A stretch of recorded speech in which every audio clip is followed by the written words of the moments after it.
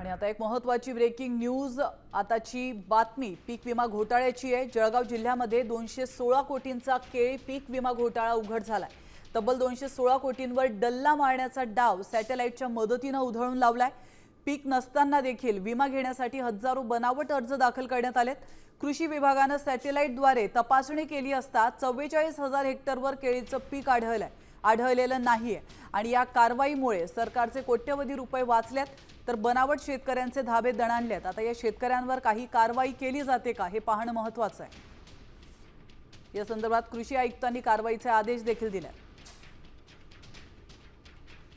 Bogus पीक विमा लाटण्याचा प्रकार जो आहे तो कृषी विभागाने उघड केलेला आहे आणि मोठा कोट्यवधी रुपयाचा घोटाळा जो आहे तो झालेला असता। सर काय सगळा प्रकार होता, कशा पद्धतीने हे सगळे बोगस पीक विमा जो आहे तो लाटण्याचा प्रकार करत होते? असं दिसून आलं आम्हाला जळगाव जिल्ह्यामध्ये की जवळपास 96,000 हेक्टरपैकी 44,000 हेक्टर जमिनीवरती प्रत्यक्ष केळीची बाग नसताना त्यांनी इन्शुअर केली ती। आपण MRSAC जी आपली शासकीय संस्था आहे नागपूरची, आपण त्या संस्थेमार्फत ह्याचा डिजिटल सर्व्हे करून घेतला आणि त्यांनी खूप हाय रेझोल्युशन म्हणजे जवळजवळ 1 मीटर बाय 1 मीटर इतकं प्रिसाईज रेझोल्युशनच्या इमेजेस आपल्याला दिल्या आणि त्या वेगळ्या वेगळ्या तारखांच्या दिल्या।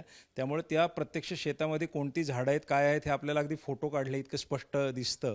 तर त्यामध्ये 44,000 हेक्टर क्षेत्र पहिल्या अहवालामध्ये आपल्याकडे आलेलं आहे की जिथं केळीच्या बागाच नाही आहेत आणि त्याची रक्कम जर बघितली तर जवळपास इन्शुरन्सची रक्कम जी आहे ती 253 कोटी रुपये आहे। 253 कोटी रुपयाचा हप्ता भरला गेलेला आहे, ज्याच्यामध्ये शेतकऱ्यांचा हिस्सा जो आहे तो साधारणपणे 38 कोटीच्या आसपास आहे आणि बाकीचे पैसे केंद्र आणि राज्य शासन भरत असतं।